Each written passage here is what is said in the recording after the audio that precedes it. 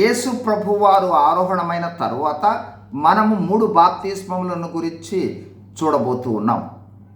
1 నీటి బాప్తిస్మము, 2 పరిశుద్ధాత్మ బాప్తిస్మము, 3 అగ్ని బాప్తిస్మము. మత్తయి సువార్త 3:11. ఈరోజు అగ్ని బాప్తిస్మమును చూడబోతూ ఉన్నాం.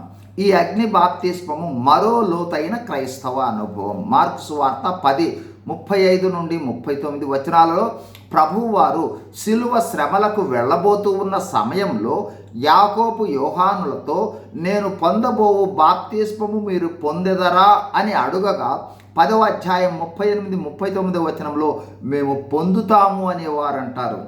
అగ్ని బాప్తిస్మము అనగా శ్రమలతో మునుగు అనుభవం. యేసు ప్రభువారి శిలువ శ్రమలను పోలిన శ్రమల అనుభవం, అగ్ని వంటి శ్రమల అనుభవం. ఈ వచనాన్ని గమనించండి. 1 పేతురు 4:12-13. ప్రియులారా, మిమ్మును శోధించుటకు మీకు కలుగుచున్న అగ్ని వంటి మహాశ్రమలను గూర్చి మీకేదో ఒక వింత సంభవించున్నట్లు ఆశ్చర్యపడకుడి. క్రీస్తు మహిమ బయలుపరచబడినప్పుడు మీరు మహానందముతో సంతోషించు నిమిత్తము క్రీస్తు శ్రమలలో పాలివారయ్యున్నంతగా సంతోషించుడి.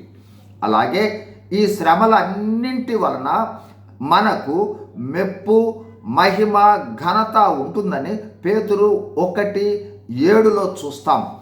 యాకోబు యోహానులు వారన్నట్లుగా అగ్ని వంటి బాప్తిస్మములోనికి అనగా శ్రమలలోనికి వెళ్ళినట్లుగా చూడగలము. వారు పొందిన అగ్ని వంటి శ్రమల వలన వారు పొందిన ఆధిక్యతలను మనము పరలోకములో చూస్తాము. అలాగే మనము కూడా నీటి బాప్తిస్మము, పరిశుద్ధాత్మ బాప్తిస్మము, అగ్ని బాప్తిస్మముల అనుభవంలోనికి వెళ్ళవలసిన అవసరత ఎంతైనా ఉన్నది. క్లుప్తంగా నీటి బాప్తిస్మము ద్వారా మనము నీతిమంతులుగా తీర్చబడి రక్షణ లేదా నూతన జన్మ అనుభవంలోనికి వస్తాం. పరిశుద్ధాత్మ బాప్తిస్మం ద్వారా పరిశుద్ధాత్మ చేత శక్తివంతమైన కార్యాలు చేస్తాం. అగ్ని బాప్తిస్మం చేత పరలోకములో అధిక మహిమ, ఘనత, మెప్పు పొందేవారంగా ఉంటాం. కావున యేసు ప్రభు కొరకు మనము పొందు శ్రమలే నిత్యత్వంలో మనము పొందు ఆధిక్యతలని గ్రహించి శ్రమలను బట్టి మనము సంతోషించి ఆనందించి మరింత లోతైన ఆత్మీయ అనుభవంలోనికి వెళ్ళాలి. God bless you. Thank you.